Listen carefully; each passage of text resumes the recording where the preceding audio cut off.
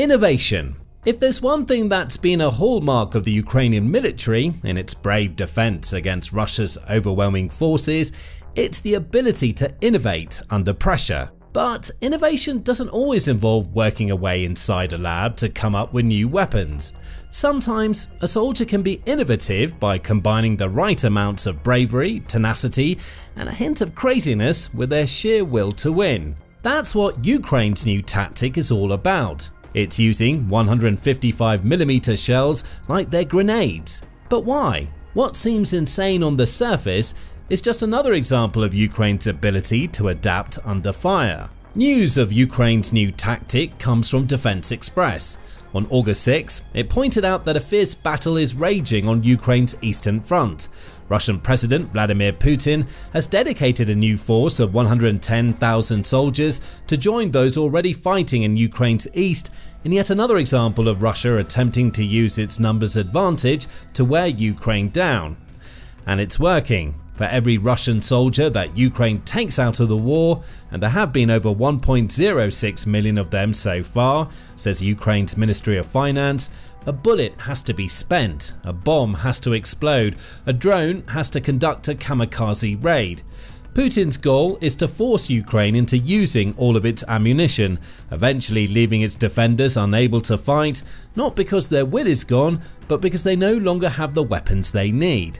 The Russian strategy brings us back to what some Ukrainian soldiers have started doing. And what they've come up with is the answer to a question. How do you assault a Russian position when you've run out of grenades and rockets you could fire at that fortification? The answer is as insane as it is ingenious. You strap a time delay fuse onto a 155mm artillery shell and in a superhuman display of strength and endurance, carry it to the Russian position. Drop, run and duck immediately afterward because the massive explosion that results is enough to take out anybody unfortunate enough to be standing within range. When you don't have grenades or other explosives you can propel, physically carrying artillery shells on time delay fuses to your enemy's position is a brave and slightly crazy way to overcome in a situation where you should never been able to win. It all reads like a story out of a war film, right? The tactic is almost too insane to believe, but you don't have to take our word for it. There is a video of Ukrainian soldiers using this brilliant solution to the Russian problem that proves that soldiers are hefting artillery shells right to Russia's doorstep. That video has been shared on the Telegram social media platform by an online magazine named Vodo Grey. The circumstances are just slightly different. As Vodo Grey explains, the weapon seen in the footage is a 120mm mine rather than the slightly larger artillery shells Ukraine has started using. But the method is the same, and there's no denying the sheer level of bravery being showcased. The footage, which only lasts for about 30 seconds, starts by showing movement from a Ukrainian soldier's point of view. Likely filming his actions using a shoulder or head-mounted camera, the soldier is carrying a mine out of an almost destroyed building. There are little hints of the modifications the Ukrainian soldier has made to the mine. What appears to be a fuse occasionally pops into view, though most of what we see during the next few seconds is the soldier navigating his way through some overgrowth. At about the 10-second mark, we see a door. That door is the soldier's target, and it's almost right next to the doorway from which the soldier emerged. That adds a whole new level of bravery to the endeavour. Ukraine soldiers had clearly managed to get so close to the Russian position as to be practically on top of it. If they had grenades, they would have been able to simply throw them into the doorway and be done with their assault. No grenades were present. The hand-delivered explosive would have to do. The Ukrainian soldier is quick with his actions. Rather than hanging around the door, he throws the makeshift explosive inside. Then he turns and runs, fast. The soldier clears the building and dives into some nearby rubble, just in time to turn around and see the smoke rising from the doorway as his bomb goes off. A second or two of delay would have spelled the end for the Ukrainian soldier. But he knew what he needed to do. It's brave, it's reckless, but above all else, it's effective. And that's all that matters to a country facing what seems to be impossible odds.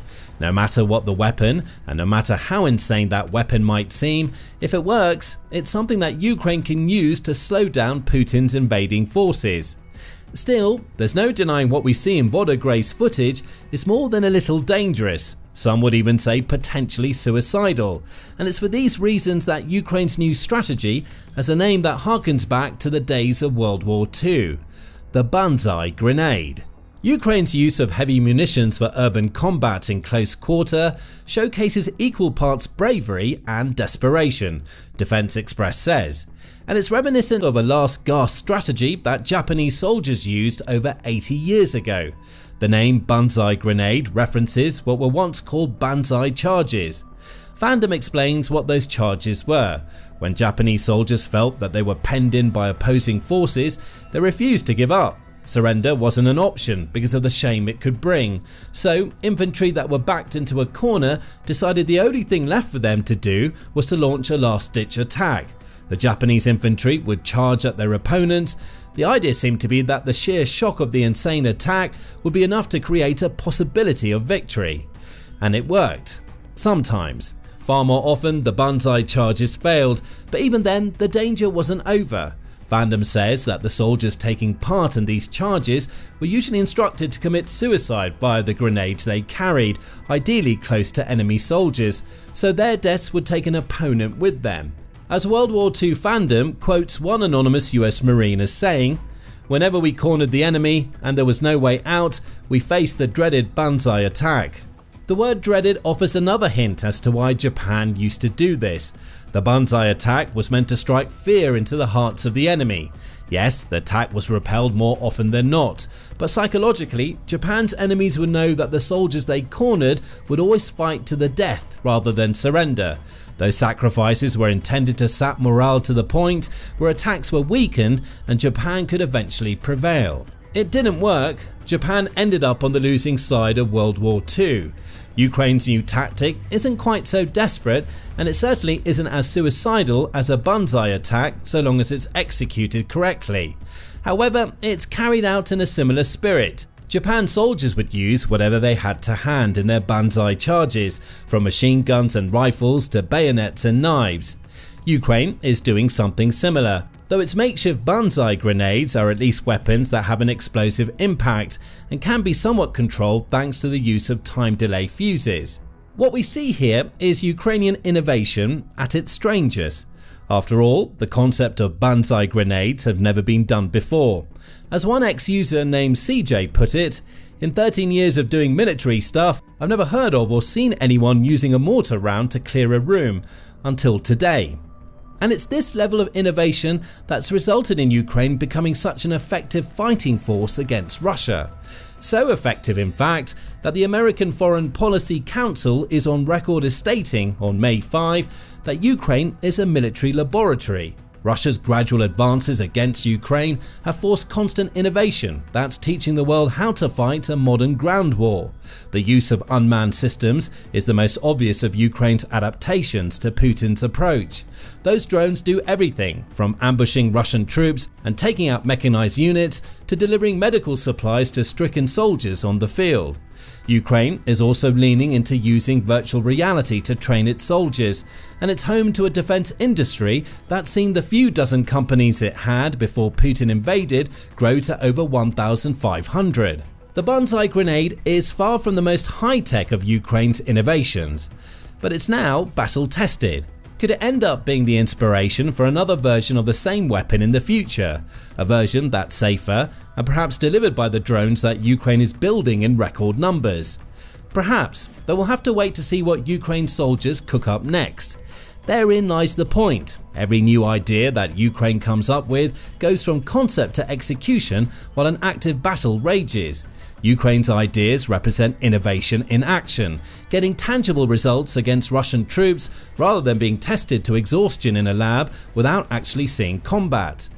Ultimately, it's the creative spirit that inspired a weapon as crazy as the Banzai grenade that will lead to Ukraine being one of the figureheads in Europe's collective defense against Putin.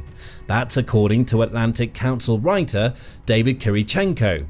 Ukraine's dramatically expanded armed forces and groundbreaking defense tech sector make the country an indispensable partner for Europe, Kirichenko explains. He points out that Europe is growing increasingly uncertain of the US and its reliance on that major military power. In this uncertain environment, it makes good sense for Europe to upgrade its support for the Ukrainian army while deepening collaboration with Ukrainian defense tech companies, Kirichenko adds. The London School of Economics and Political Science agrees with that point, claiming in April that Ukraine's innovative and growing defense industry may just be Europe's best asset for achieving independence from its reliance on the United States. Does that mean we're going to see banzai grenades making their way into Europe's army soon?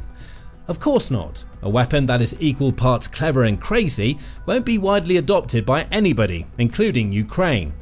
But the idea, the creative seed that led to a soldier strapping a fuse to a mine or a mortar round, that's the sort of thinking that can lead to the development of new weapons, as it has in so many cases for Ukraine in the past. Now let's bring things back down to earth for a moment. While the sheer inventiveness on display with Ukraine's banzai grenades is impressive to witness, there's a very real reason why Ukraine soldiers are having to come up with such extreme weapons.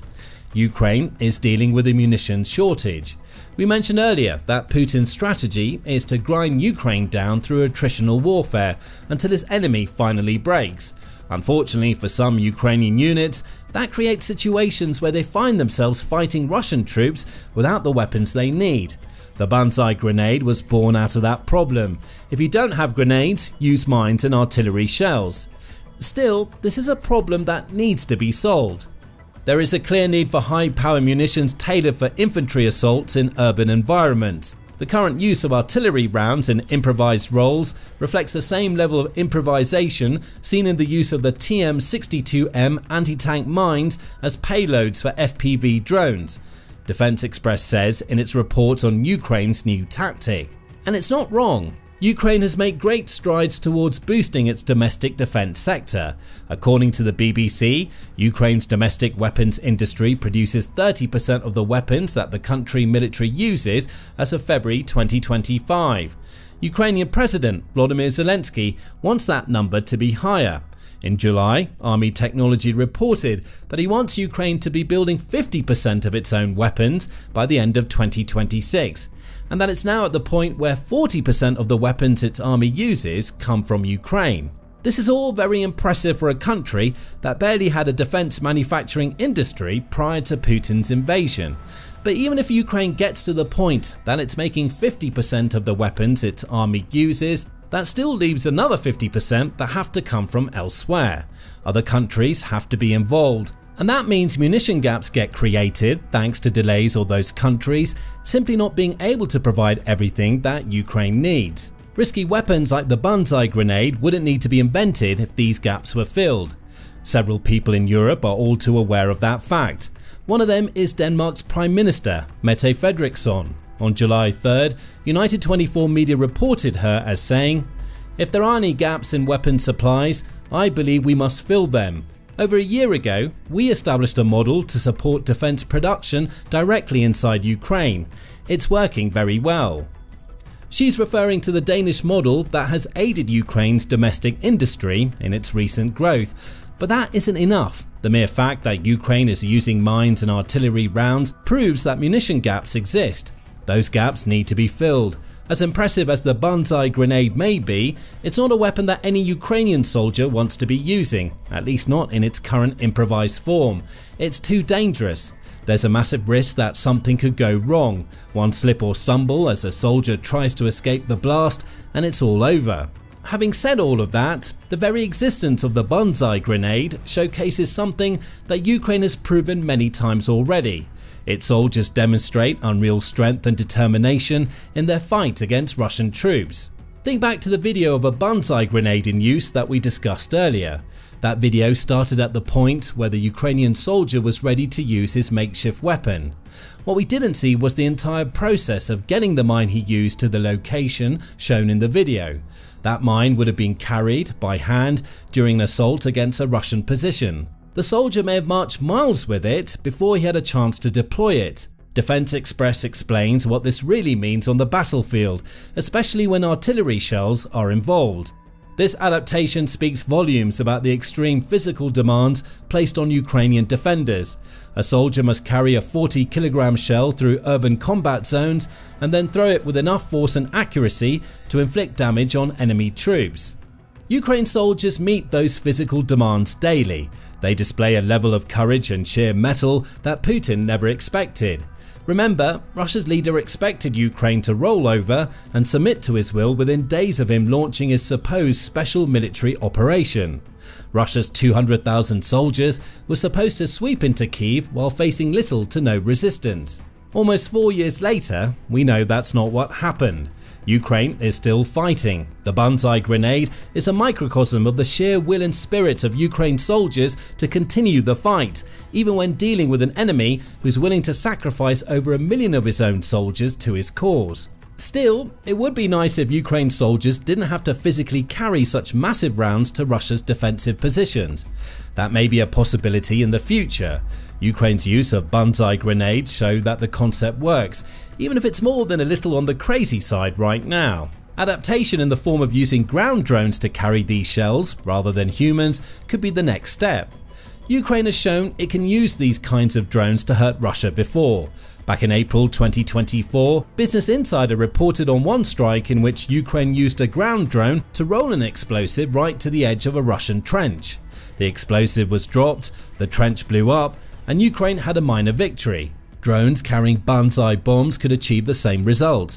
Plus, the drones could serve as sacrificial lambs by hoisting artillery shells to Russian positions before blowing themselves up. Ukraine would need to come up with longer fuses or a way to remotely detonate its bombs, but it may well have drones sooner rather than later. The Atlantic Council reports that Ukraine's expansion of its drone army includes a goal to build up to 15,000 ground robots by the end of 2025. With a little tweaking, the dangerous Banzai bomb could become a very effective weapon. And if any country could make those tweaks, it's Ukraine. Right now, it has a crazy concept. In the future, that concept could become a nightmare for Putin's forces. Now, at the very least, the Banzai bomb is more effective than what Russia has its soldiers doing with mines. Self-exploding Russians are carrying landmines on their backs, and they're not getting the chance to use them as makeshift bombs. Find out more in our video, and remember to subscribe to the Military Show for more videos covering the latest and strangest Ukrainian innovations.